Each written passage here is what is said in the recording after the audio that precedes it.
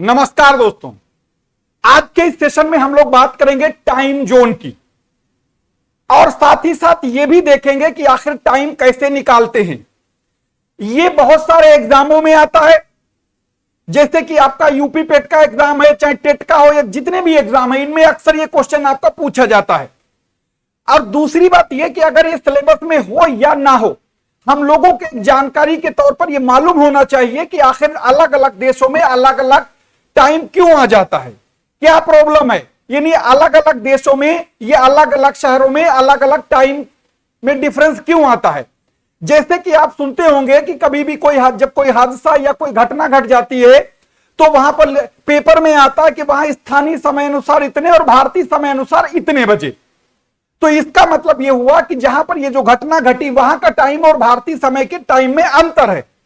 ये आए दिन आप देखते होंगे, जब कभी इंडिया टीम क्रिकेट खेलने के विदेश जाती है तो पता लगा वहां इंग्लैंड में मैच शुरू हो रहा है, पता लगा 12 बजे, तो अपने यहां वही मैच दिखेगा 5:30 बजे शाम को। कभी वेस्ट इंडीज चले गए तब तो मामला उल्टा हो जाता है। तो इस तरीके से यहां पर यह समझने की जरूरत है कि आखिर अलग अलग देशों में ये कैसे होता है। तो चलिए यहीं पर जानते हैं। तो सबसे पहले आप इस ध्यान रखिएगा, जैसा कि हम सब लोगों को पता है कि पृथ्वी अपनी धुरी पर घूम रही है और पृथ्वी अपनी धुरी पर घूम रही है और पृथ्वी ये तो सबको ही मालूम है, लेकिन साथ ही साथ आप यहां पर यह भी देखेंगे कि पृथ्वी यानी जो ग्लोब आपको दिखाया गया है इसमें बहुत सारी अलग अलग लाइनें खिंची हुई हैं। तो इन लाइनों को कभी फिर डिटेल में ज्यादा समझेंगे किसी दिन, अगले दिन। तो हम लोग सिर्फ इतना जान लेते हैं कि यहां पर टाइम निकलेगा कैसे। तो आप इसमें यह चीज देखते होंगे, इसमें दो तरीके की लाइनें दिखती हैं। एक लाइन कहलाती अक्षांश और दूसरी कहलाती देशांतर। अक्षांश रेखाओं को कहते हैं लैटिट्यूड और देशांतर को कहते हैं लॉन्गिट्यूड। अक्सर लोग कंफ्यूज हो जाते हैं कि अक्षांश कौन सी है, देशांतर कौन सी है। तो कंफ्यूजन को किनारे करिए। कैसे याद रखेंगे? जो लेटी लेटी हो वो लैटिट्यूड और जो लंबी लंबी हो वो लॉन्गिट्यूड। यानी लेटी लेटी का मतलब हॉरिजॉन्टल क्षैतिज है वो लैटिट्यूड और जो लंबी लंबी ऊर्ध्वाधर है वो लॉन्गिट्यूड। ठीक है, उन्हें देशांतर कहते हैं। अब यहां पर टाइम के मामले में इनमें अक्षांश रेखाओं की कोई भूमिका नहीं होती है। ठीक उसी तरीके से जैसे किसी भी धन विधेयक पर राज्यसभा की भूमिका नगण्य होती है, सर्वोच्च भूमिका लोकसभा की होती धन विधेयक पर, ठीक उसी तरीके से समझने के लिए यहां पर देखते हैं कि टाइम के मामले में सर्वोसभा देशांतर रेखाएं होती हैं। और देशांतर रेखाएं जो ऊपर से नीचे यानी नॉर्थ पोल को साउथ पोल से मिलाती हुई खींची जाती, उन्हें देशांतर रेखाएं कहते हैं। तो अब आइए देखते हैं कि क्या, जैसा कि हम लोग सब यहां पर जान रहे हैं कि 23.5 डिग्री को उत्तरी को कर्क रेखा, इसको मकर रेखा, और ये सारी रेखा फिर कभी आगे किसी और टॉपिक में डिस्कस करेंगे। लेकिन सिर्फ इतना यहां पर जान लेते हैं कि आखिर हम लोग ये समझ लें कि पृथ्वी अपनी धुरी पर घूम रही है और 24 घंटे में पृथ्वी कितना घूम जाती है। आप सभी को पता होगा कि पृथ्वी 24 घंटे में एक चक्कर लगा लेती है। कहो हां, जब एक चक्कर लगा लेती है तो इसका मतलब यह हुआ कि पृथ्वी गोल है। और जब एक चक्कर लगा लेती है 24 घंटे में तो ये इसका मतलब यह हुआ कि 24 घंटे में पृथ्वी घूम जाती है कितना, 360 डिग्री। क्योंकि कोई भी चीज जब गोल होगी तो उसमें 360 डिग्री होंगे। ठीक है, यह बात समझ में आई। यानी पृथ्वी 24 घंटे में घूमती, एक चक्कर लगाती है तो 24 घंटे में इसका मतलब 360 डिग्री घूमती होगी। तो अब आगे देखते हैं कि 360 डिग्री जो पृथ्वी ये घूम जाती है तो इसका आगे का रोल इसमें टाइम के मामले में इसका क्या है। तो देखो यहां पर एक चीज समझ लीजिएगा, अगर ये थोड़ी सी मैथ की भाषा, तो आपको टाइम निकालने में चुटकी बसते में काम हो जाएगा। तो अगर हमने ये कहा कि 24 घंटे में यानी पृथ्वी घूमती है कितने, 360 डिग्री। अब आपको यह बता दें कि जब 24 घंटे में 360 डिग्री घूमती है तो एक घंटे में कितना घूमेगी। यह दुनिया जानती है कि 360 बटे 24 कर देंगे तो ये एक घंटे की वैल्यू निकल आएगी।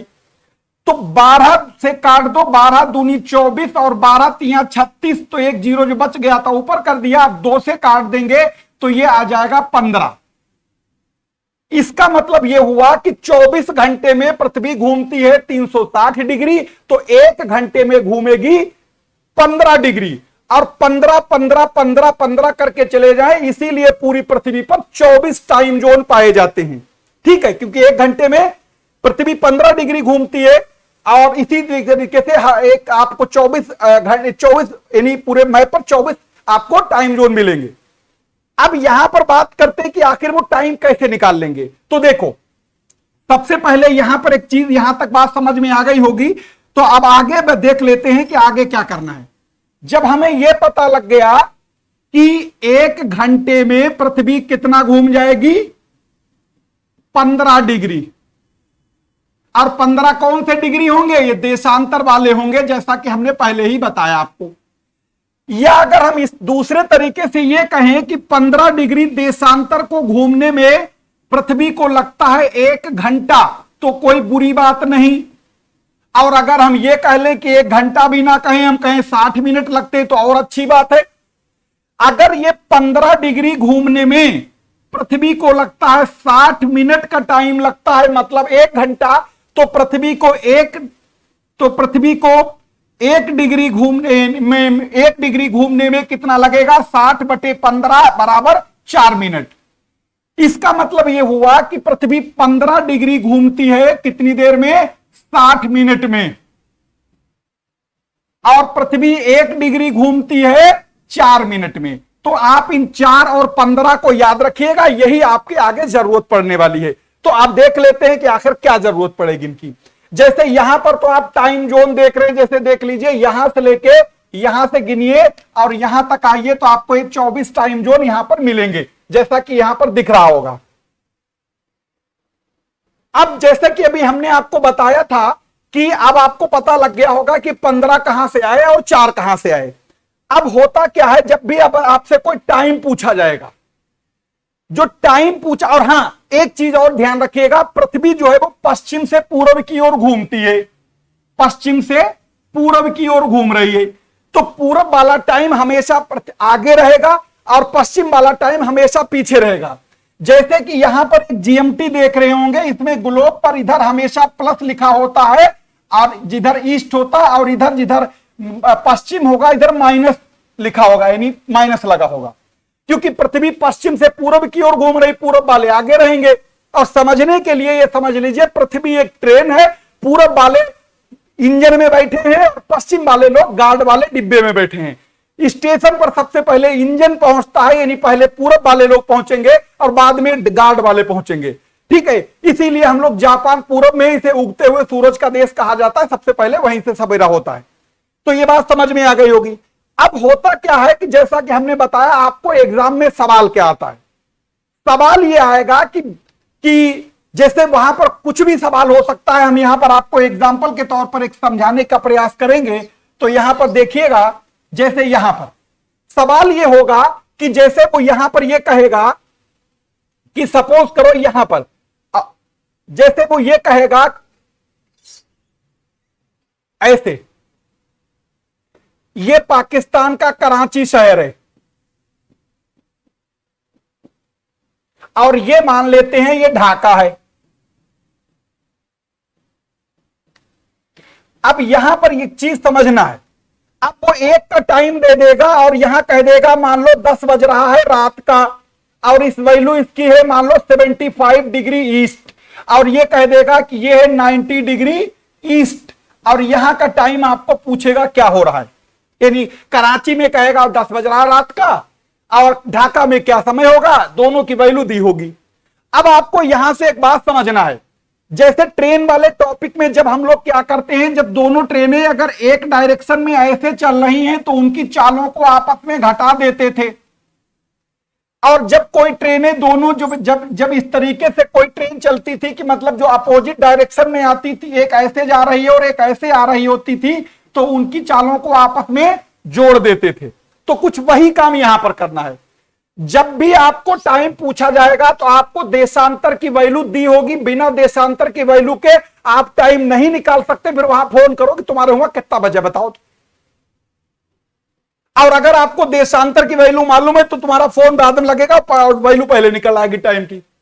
तो देखो, तो यहां पर याद रखना, जब भी आपको आपसे पूछा जाएगा तो वहां पर देशांतर वैल्यू दी होगी, तो देशांतर वैल्यू जो यहां पर दी हुई है, तो याद रखिएगा यहां पर भी कह रहा है ये कह रहा है 75 डिग्री ईस्ट, और यहां पर कह रहा है कि 90 डिग्री ईस्ट है, ये 90 डिग्री ईस्ट है। तो अब यहां पर ध्यान रखिएगा, ये भी ईस्ट है और ये भी ईस्ट है। और जब हमने कहा था कि दोनों टाइम जो दिए गए हैं, अगर वो टाइम एक जैसे होते हैं, यानी उनमें जो देशांतर वैल्यू दिया है अगर वो सेम है, यानी कि ईस्ट और ईस्ट में दिया है, तो हम तुरंत घटा देंगे। और अगर एक ईस्ट और एक वेस्ट की दिया गया है तो हम तुरंत उसको जोड़ देंगे। जैसे ट्रेनें अपोजिट डायरेक्शन में चलती हैं तो टाइम को हम लोग चालों को जोड़ते हैं और सेम डायरेक्शन पर घटाते हैं। तो यहां पर देखिएगा, यहां पर कह रहा है 10 बजा है, टाइम कराची का दिया है और आपको 75 डिग्री ईस्ट लॉन्गिट्यूड दिया गया है, और आपसे यह कहा गया कि 90 डिग्री ईस्ट पर ढाका है और यहां का टाइम आपको बताना है। तो अब यहां पर भी ईस्ट है, यहां पर भी ईस्ट है, समान होने पर घटाएंगे तो 90 में से आपको 75 को लेस कर देना है, यानी 90 में से 75 को घटा देना है, यानी 90 माइनस 75, क्योंकि दोनों ईस्ट ईस्ट है इसलिए सेम है तो इनको घटा देंगे। घटाने के बाद आता है 15 डिग्री, तो इसका मतलब 15 डिग्री का इन दोनों शहरों के बीच में डिफरेंस है। और आपको हमने बताया था कि 1 डिग्री का डिफरेंस की वैल्यू 4 मिनट होती है और 15 डिग्री डिफरेंस की वैल्यू कितनी होगी, 1 घंटा होगी, यानी 15 चौके 60 मिनट मतलब 1 घंटा होगी। तो अगर कराची में रात 10 बजा है रात का, तो ढाका में 90 डिग्री देशांतर के ऊपर रात का 11 बजा होगा। उम्मीद करते ये बात समझ में आई होगी। ठीक है, अब जैसे कि मान लो जरूरी नहीं वो ऐसे सिंपल आपको मिल जाए पेपर में, हम आपको एक टफ वाला बता देते हैं यहीं पर एग्जांपल। तो देखो, अब मान लो वो ये नहीं कहता तो फिर क्या कहेगा, फिर आपको दोनों चीजें अलग अलग बता देने, वरना सोचेंगे आप आसान वाला बता दिया, टफ वाला नहीं होगा। देखो, बिल्कुल पलक झपकते का काम है ये, हम आपको स्लो मोशन में बता रहे हैं। अब वो क्या करेगा, आपसे ये कहेगा जैसे कि भारत की जो time line, local time line है वो है 82.5 डिग्री, मान लो ये। अब वो मान लो कहता है कि भारत में, ठीक है, एक काम करते हैं, भारत हम कोई एक नॉर्मल लाइन ले, जैसे मान लो ये कह देते हैं ऐसे। उसने ये कहा पेपर में कि दिल्ली